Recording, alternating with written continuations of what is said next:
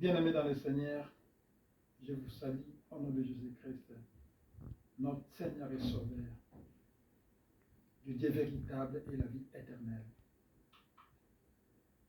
L'école spirituelle de Christ va vous présenter aujourd'hui la dernière partie de la leçon sur le sacrifice d'Isaac. Et aujourd'hui, on va voir des leçons à tirer. Dans les leçons à tirer, on va rapidement lire dans Romains 15, verset 4.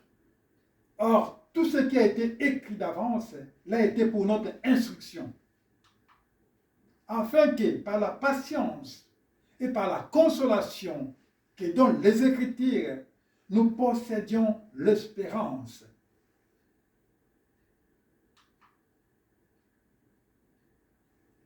C'est-à-dire, on n'est pas obligé de répéter, de copier ou de reprendre toute action de la Bible et de l'adapter à la vie actuelle. Non.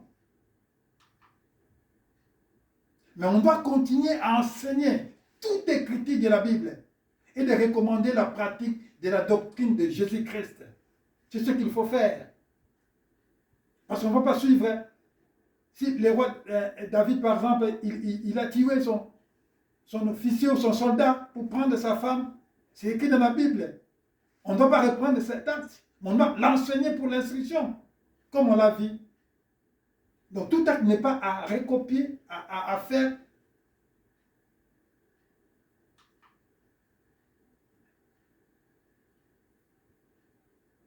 Abraham est le père de tous les croyants.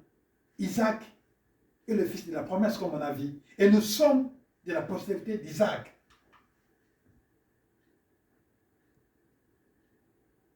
Le sang d'Isaac n'a jamais coulé. C'était une preuve de foi. Je reprends. Le sang d'Isaac n'a jamais coulé. C'était une preuve de foi.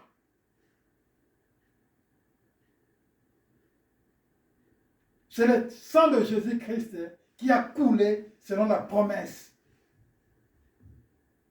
La grâce de Jésus n'amène pas seulement le pardon de nos péchés, mais elle est tout pour nous.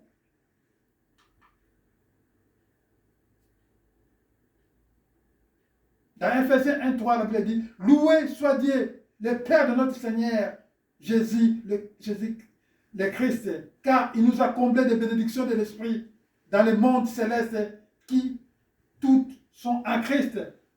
Nous avons plus que ça, des bénédictions spirituelles, parce que ce sont les choses spirituelles qui précèdent les choses physiques. Mais ça, nous les avons en Christ. Les matériels suivent après. C'est en Christ.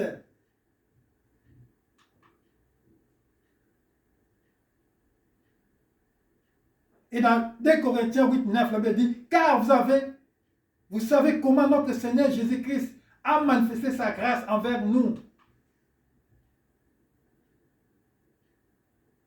Lui qui était riche, il s'est fait pauvre pour vous, afin que par sa pauvreté, vous soyez enrichis. Nous nous sommes enrichis par Christ. On est déjà bénis pour bénir aussi Dieu. On ne doit pas se rabattre dans les sacrifices d'Isaac pour obtenir des biens matériels. Tout ce qu'on peut de ce monde, dominé par le prince des ténèbres.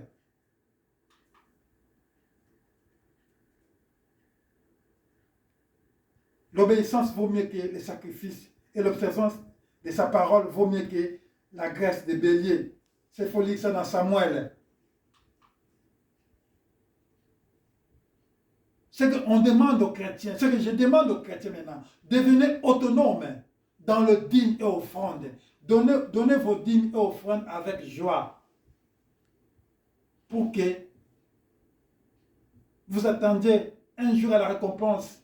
Ce n'est pas du tic au tac, vous donnez, vous recevez. Chrétiens, donnez avec joie et soyez autonomes pour donner.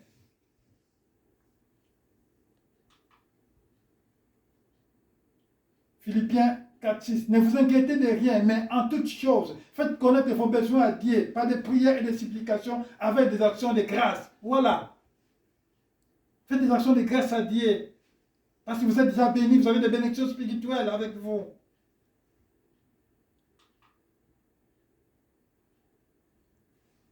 Surtout, je voulais dire un message aux serviteurs de Dieu. S'il vous plaît. Arrêtez de demander les sacrifices d'Isaac aux chrétiens pour votre ventre. Arrêtez cette histoire. Arrêtez cette affaire. Si vous aviez demandé les sacrifices d'Isaac, remettez-les et dites aux fidèles que c'était une épreuve de foi. Remettez-lui ce que vous avez demandé.